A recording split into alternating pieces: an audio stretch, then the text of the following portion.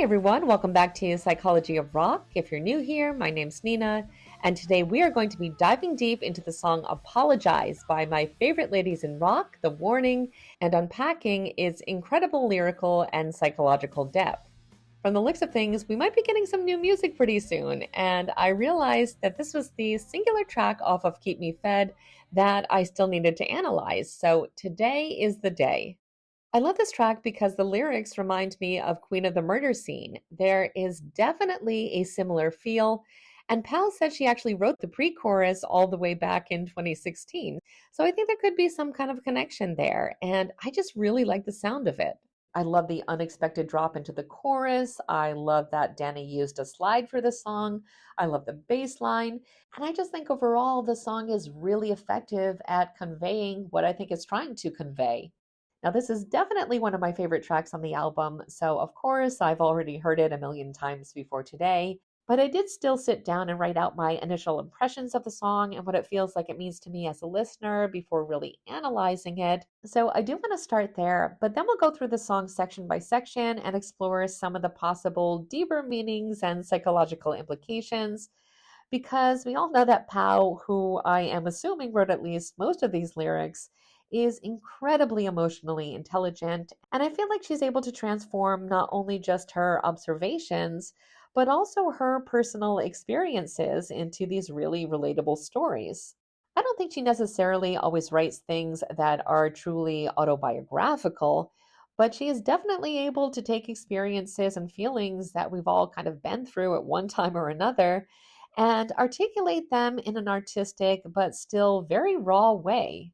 I love analyzing songs by The Warning because they are always just so much more profound than they look on the surface, and they are just brilliant songwriters, both musically and lyrically. But starting with the things that came to my head immediately when I began the analysis, I think the thing that stands out to me the most is that it seems to cycle between numbness and rage. I think we can absolutely hear this in the structure of the song, but I also think we can hear this in the actual words. In the verses, the language is intentionally cold and detached. It gives a sense that the protagonist is going through life without any real feelings anymore, like everything's lost its meaning. When I looked at my notes, I saw that I had written down the word anhedonia, which, if you aren't familiar, is the psychological term for the inability to feel pleasure in things that would normally make us feel alive and happy.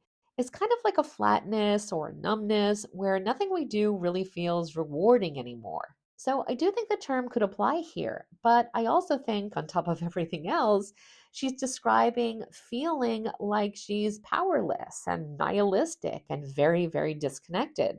But when the chorus hits, everything changes and it kind of explodes into rage and a demand for accountability because she clearly blames this person for what she's going through, even though they're not owning up to it. I also wrote down in my notes the word social critique because even though this is clearly a personal song, I also feel like it's speaking to bigger issues of our time, which is something that Pow has addressed in her lyrics since the very beginning. So let's go ahead and dive into the analysis. But as always, please keep in mind that this is just my own personal interpretation. I am in no way attempting to speak for the band. And of course, with any work of art, there can be multiple valid meanings, including whatever the song means to us personally. So, with all of that being said, let's take a deeper look at Apologize. The song starts out with the lines, I only ache in the wake of a broken never. There is no thrill in the crime, I have lost the pleasure. So right away, we can see that the protagonist is in pain, and she's sharing that it has to do with some kind of fractured relationship and the aftermath of something she's calling a broken never, which I think is a very interesting line. Now, it could just be something completely abstract, but I think she might be referencing something that she was assured would never happen. Like maybe they promised they'd never leave her, or that this would never end, or even something that she promised to herself that she'd never do, like she'd never let herself get treated like this, or something along those lines. But clearly, there is some kind of betrayal. I also think the next line is interesting because she is talking about no longer feeling thrill or pleasure in this, but she's also referring to it as a crime. This makes me think that there's maybe something forbidden or risky about the relationship, like it was some kind of secret passion that was giving it more of a rush. Or maybe she's just referencing her own self destructive behavior. But now she's saying that the emotional intensity is gone. Again, this goes back to the word that initially came to my mind, which was anhedonia, but maybe also some nihilism, feeling like nothing lasts or nothing truly matters.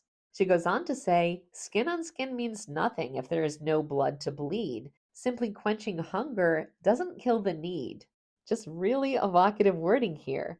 I love this metaphor because it turns physical intimacy into something almost clinical and hollow.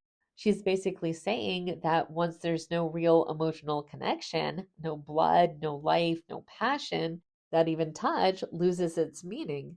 It's like she's saying that she's trying to feed her desires, but her soul is still starving because deep down she wants more. I think she kind of expands on this in the next part where she says, hands always move on their own. Self inflicted torture. Feel, imitate, stimulate. Futuristic horrors. Now, this can mean a lot of things, but to me, it alludes to the idea that she's doing destructive things to herself without giving them any thought, like she's trapped in a compulsive cycle.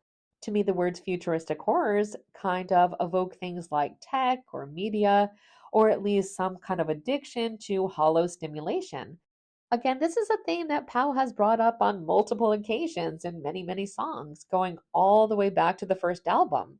She goes on to say, basking in the glory of our manufactured vice, fade away to nothing, because now nothing will suffice. I love these lines, especially the words manufactured vice here. It's like she's acknowledging that the chaos and the toxicity weren't accidental. They were created, like they needed something to cling to, something that felt intense, even if it was fake. I think it goes back to the earlier line where she calls the relationship a crime. And I also love that she's saying that she's kind of basking in the glory of it because it makes it sound like she's almost proud of it, or at least addicted to all the drama and chaos, even though she is acknowledging that it's destroying her. And then we get to this little sweet sounding part in the song that leads right into the heavy part. She says, I don't mean to make you nervous. I've been sad but not depressed, wasting breath, waiting for nothing, because you won't apologize. I think these lines are great because to me they intentionally sound insincere or manipulative, not only in their delivery, but also in the sentiment. It's almost like she wants to look like she doesn't want them to feel bad for what they've done to her, or just trying to be really sweet when in reality, she's really angry. It also kind of feels like she's attempting to gaslight herself, but it's not really working. It's kind of like this uneasy mix of restraint and passive aggression. We can literally feel her bitterness simmering, and her emotions are about to explode out of her, which is exactly what I think we hear in the chorus. She screams, apologize, clean the mess that you made, own up to the blame. At the end of the day, so easy to say it's not your fault now. It's not your fault now. Apologize. This part sounds like a huge release, like she finally hit her breaking point and is saying what she actually wants to say. To me, it sounds like she's not only demanding an apology, she's demanding that her bottled up pain actually be seen by this person. I think part of what makes this so powerful is that this is where we can hear the shift in agency. Earlier in the song, she's a lot more passive. She's waiting, she's rationalizing, and she's minimizing her experience. But now it's like she's reclaiming control through anger. She's not using any metaphors here or poetic language. She is totally confronting the other person's denial head on. I think the repeated lines of "it's not your fault now" drip with sarcasm, which works really well here. It's like she's almost echoing the excuses that she's been fed and actually mocking this person. But I think in the next part, her energy collapses more inward again. She says, nails on my skin just to check if my heart's still beating. Head in my hands, only I hear the quiet screaming. So we've got this extremely visceral imagery here that's giving the feeling like she's testing her own aliveness, like she's trying to feel something through pain, or trying somehow to reconnect with reality. I think the quiet screaming is such a perfect metaphor for her internalized despair. She's going through all this suffering, but she knows it's invisible to everyone else, including the person who inflicted her with it. This ties back really beautifully to the earlier chorus where she was demanding accountability, because now we see what happens to her when that accountability never comes. She's right back inside the loneliness she's been trying to escape. And I think she describes this even further in the next lines. Shaking turns to crying in my short lived fake delight. The bitterness of trying haunts me through the night. I think thematically, this section is the emotional low point of the song, where all the pretense dissolves and she faces the full weight of her own despair. I also think these lines are a powerful and very relatable way to describe emotional fatigue. I think we've all been through painful situations where we do our best to move on and heal, but in reality, we're still haunted by it. I think she's just kind of stuck in this mix of exhaustion, resentment, and grief that she has absolutely no idea how to escape. Now, after this part, we have a short repeat in the song, but she goes on to say, lately I've been feeling something when I'm high up on my meds. I'm smiling at a screen, wearing a name that's not my own. It's only in these moments when you truly feel alone. So here I think she's once again describing a very modern kind of emptiness, one that's both chemical and digital. To me, it sounds like she's grateful for the relief she's getting, but she's also showing that she is disconnected from it, like she's only able to feel through something external. I love that she goes right back into the theme of digital alienation because I feel like this has been one of the biggest warnings that has been continually brought up by the warning, being surrounded by all these false connections, but still feeling completely unseen. And the last line here, it's only in these moments when you truly feel alone, might be one of the most honest things that Pow has ever written. She's pointing out that all of these things that were designed to connect us somehow are doing nothing but deepening our isolation instead.